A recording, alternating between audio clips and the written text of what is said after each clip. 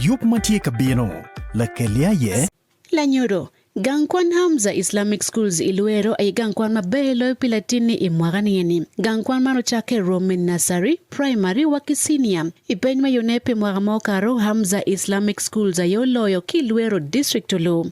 Gangkwan man tikijami dinu mamiete pikwan palatini Nature Laboratory, Library, lufueni mauchuin ki Computer Laboratory. Pilotian kwan makiberi boarding section jami chalo piki majberu tiecha wa dujime kwa latini kwa la bungayela mokeken ki gangkwan. Gangkwan man beneno ikaberu malat mamiyo kerme toke lotiano kwan mabe itugo chalo miel kidongoga fu kachel ki gwakuleye. Choy lotiano kwan manyendo chake wogom ajo lotiano kwan makewira werke gangwa ke lotiano kwan my boarding section moro ka tie meting lotiano makewira mecher gangkwan kidwoko gen pajo ineno duju. Pingait matut gochim in namba maki.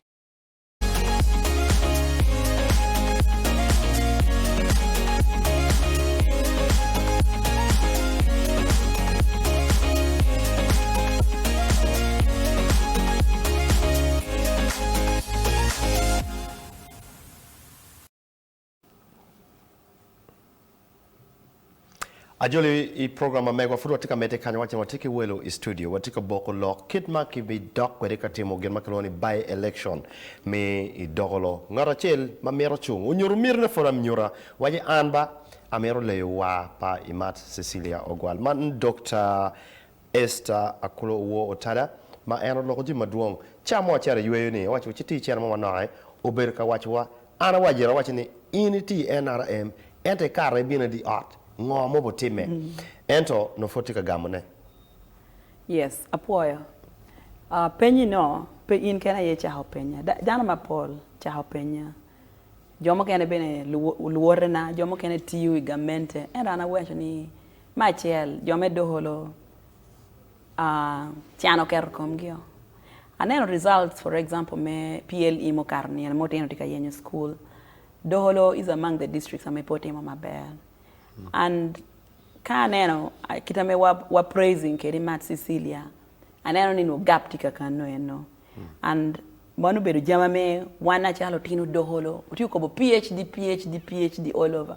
What is our contribution now? And kama chel my father the late David Obot no beru a community person T organizations ame neno don Doholo North Community Initiative I'm a better member Agwara Natives utikere yiha onyojama Paul amenwe Matnu actually was steering some of them and to pehotie kwan as an example po bedo effort atin kiken kwan bedo effort ajodushu ipo ikara wanri hodando acha kayinwe ti worith kwan ot kwan eka gala yo any parent nywanyala monwe yo chaho penyi with authority dangramo podiba Kitayo dudido aber so Otino was a community issue nyo bero pijo dushu ero nyoni kari kana binu diu kalo ni atano wedi ti bero pashu nyo were kwat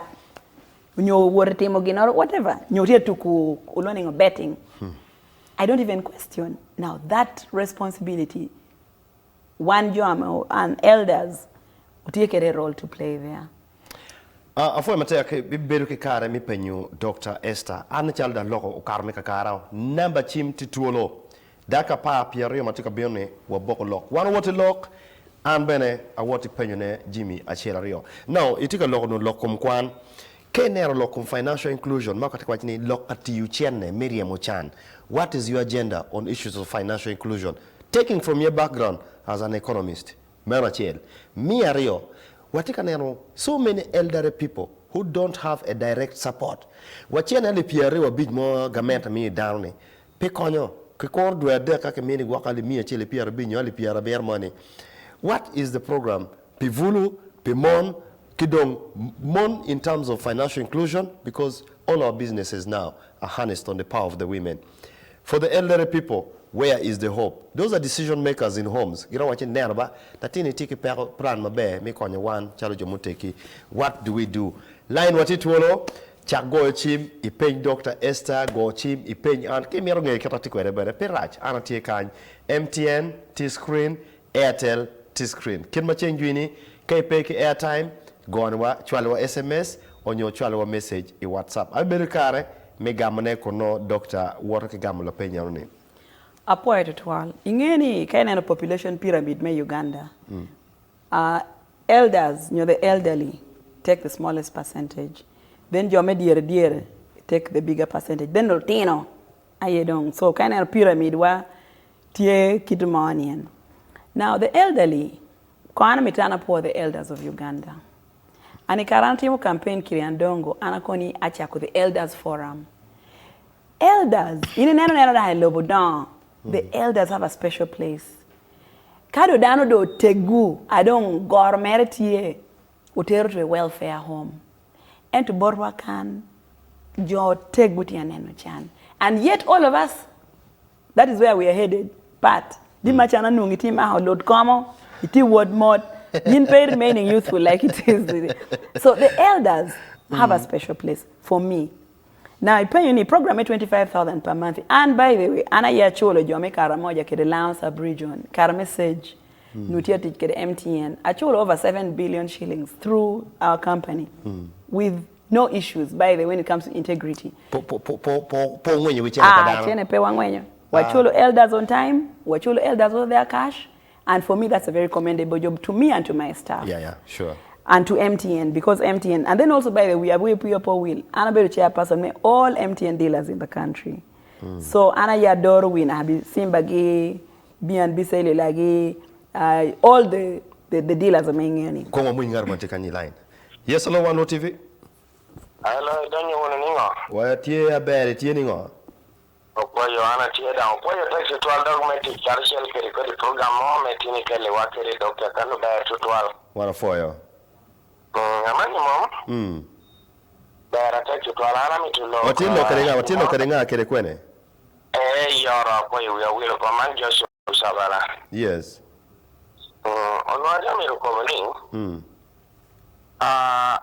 Kita my doctor ko ke no Loka be total because I can not hear Loka about to whether in Jodushu kono Jotino bully, but I know my main issue tieni kamo lare yo wa me worry ni malo ni pian wan du shuber wan jo me tu malo kana ya yo wa me worry ni malo e wa me MP wa me minister singo yeni but in kana no kita me bully maga tino ti tani dia pala kere di Kampala me were korping Unjan wo project kabulo ni awinyo gire joko karala ero kalare onu otela wa me bere ba ucha doctor meeting ke bino selo onu mir ka tu no malo kunu wor na gine gino telo ye we como kelna happy there because the project kabuli moga bino eto favoring jomo du shudong favoring ka jomo no bulli moga na moga telo ngi bulli dan do pe bulli jomo ko ma da ko muchu kon wicha kansela singo gin jo amechanu ko gino bulli tia denno chan idi Kampala wore korping no joti ame pare wore no tinno ame ana yaidi ku no tinno na ngati tira pa tu bielo duhinge go meno sia risking ko no Ofo emata. So ko rimano o miero nendang yer merana poi doctor ta tutual te Loka ber kom tutual Apoya. Now doctor angeni you actually na miero bena wacha ni aneno ni ine lojo mati mobile money Uganda ni weng as a chairperson manyuti control pachiana kin me waji go for sake is a class ento kumbedi Jimo kana menetie I talked to penya agenda mamegi iloko mvulu we are having a young person here saying ni gendongi olo ke gwako gang padano. Every day they're on guard, they're on watch. Program Magamenta Bino, how do we filter it to go to them? Especially Matikan, we have the communities. Luo Connect has the community, Palangi, all these communities. Meanwhile, you proceed as we wait for a phone call. Okay, ayela pe ingeo amito poyo kola ni na mo go chimibu savala. He's right. Koma chelling yonika unity teach. There's supposed to be dignity. Iticha unity TU. Onyome kero. Amekadano da onere koni woda tia temogini. Quality of employment or the pay gina metia tia chamo wiwa o chamo we government of Uganda. Now there are two sectors. We call me kong apore. There are two sectors. The public sector ke the private sector. Then population in Uganda. So population in Uganda tijo 48 million as an example. And the public sector has about 600,000, even if we could have 1 million people employed by the entire structure of public sector, as you know it. Nyurni, the balance of 47 million falls under the private sector. The private sector is the one that supports the public sector through paying taxes. And to kaineno, even the tax base, aneno, you write up Commissioner General. Dear Koni, mere resource mobilization base been increased. But that cannot happen when the private sector has a very small margin. Hello? We have very many agents. Hello? Yes, Pat, good morning. Good morning. This is This is? Casimiro Mubeni. Yes, Casimiro Mubende. Just you very much, doctor. A network do, Casimiro.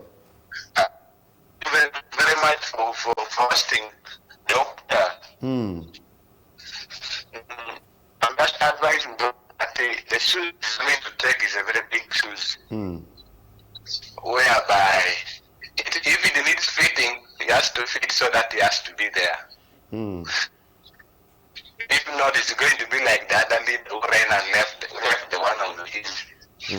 Then at the end started complaining that they have stolen his shoes. You are lucky, not a So board. it will not be easy. But let her take heart, let her be there. He deserving the capability of leading Dokolo.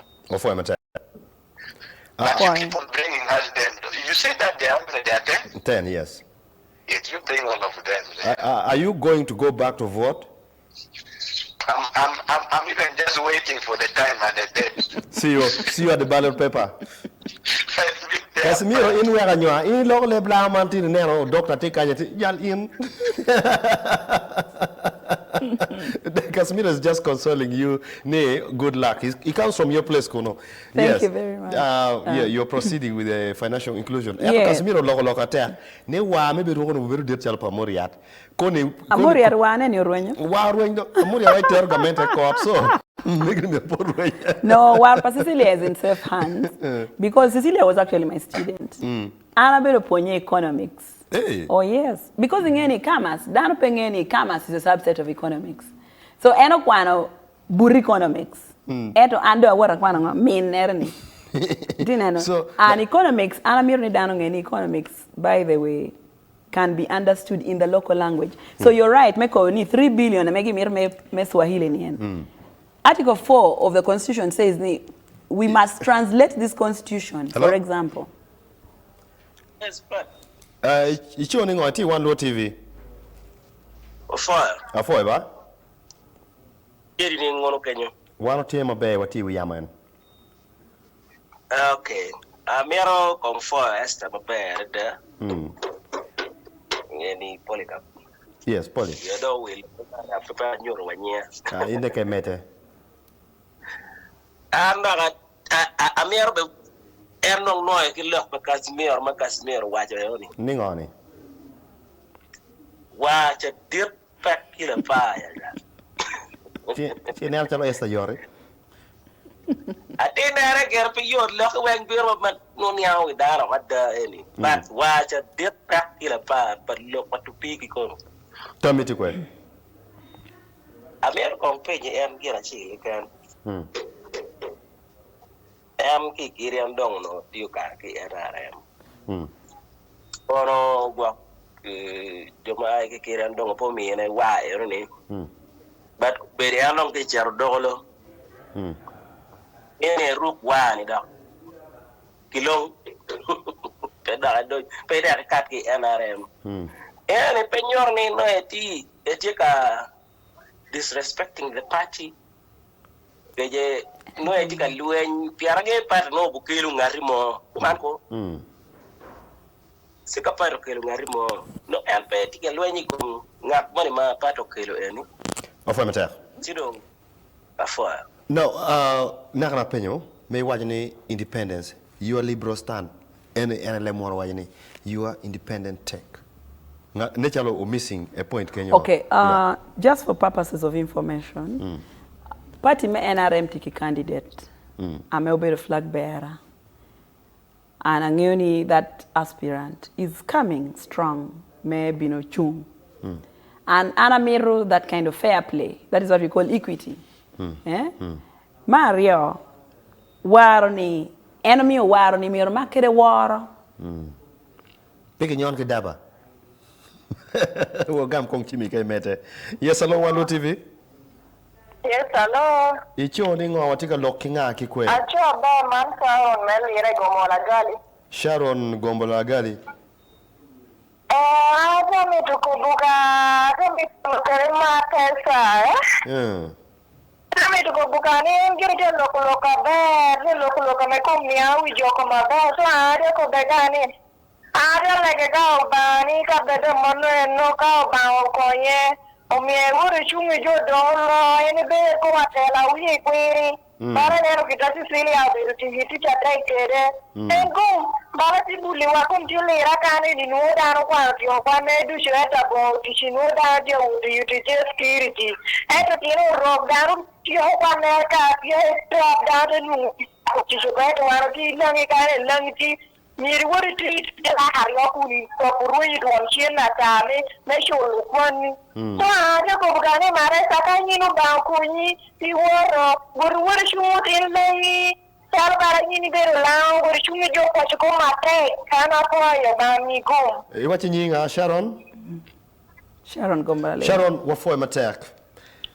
Gumu chako biro ano Poya. Wadon kidaka ario adeka ken. Tong wi loko yoriyot. We locate you dano me doholo apoyo kwa me to poyo lu one lo TV me ya opportunity me bino moto jo me lao kede me ya dankare me jo ngeyo ni Akullo ni beddingo Akullo jo ko ni Akullo no ineno komo yara bero nyankole ana bela tin lao then my deck ana tia ichani ana tia choyo tin langa politics directly and indirectly then my giki anatia kwa yuchung dushu uberu no kere ware komu ikom yina chala chung ikom electorate because jo ame actually cha I actually uberu your bosses were ket kiti so duangi matter whether uberu tina titiri whether uberu dani diere whether uberu bulu whether uberu cho nyoberu daho because chan pengyo all those learning categories and chan orama ching jo dushu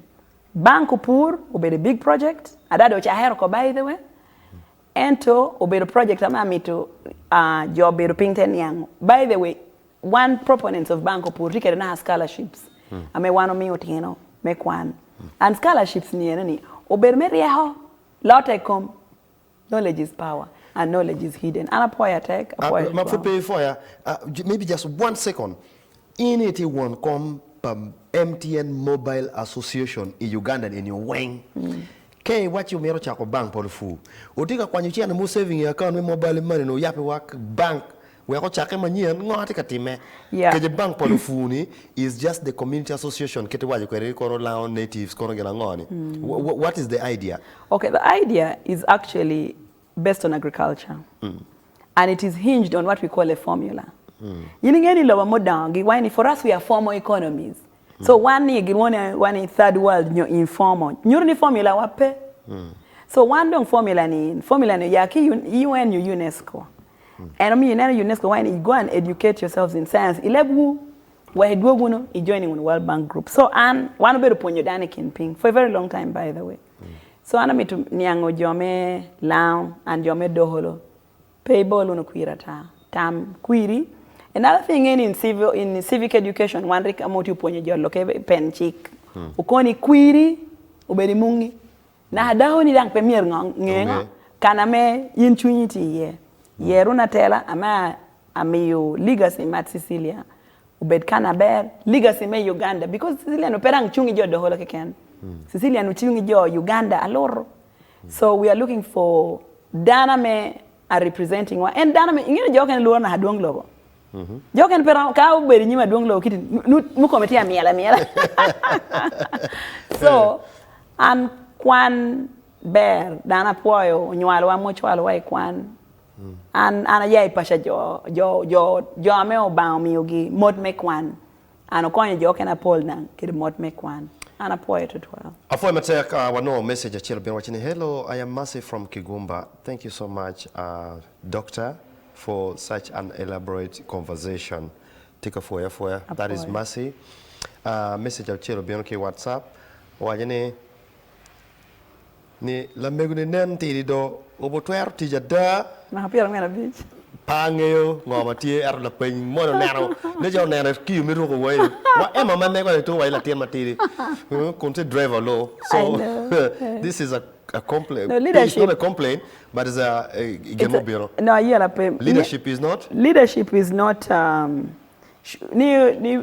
mogopol work na or something. But I've been a leader from a very long time. Now my high school kanana kwani I was a house prefect. So over the years, Anaberu can leadership roles. So atawani anapo poenye abera da apoye do ko mahana chen anti mo hapia ngwena beach. So atikero tina decadent mo hapia ria we beach. Piero wa ngwen, piero we ria kira para bichel. Okay. So atawani opo ba. Now chimtika donyo chawa utumo. Atamu la penyu wen ke gamo be amir foyo doctor mi biro beru kwedwa chako yapo ki wajini made an appearance for contestants magatika biro magi a kono ngene wabe beru ke kare mi nyako lok maduong amir foyo Emma mo ye ni wo bet kan we aduo come any all the producers the camera people Enoch Dan the guys in the control room Joseph ofoyo matek kodiko mamego obed mabe Wanduo TV mamego. Afoy matek anya Pat Robert Larube.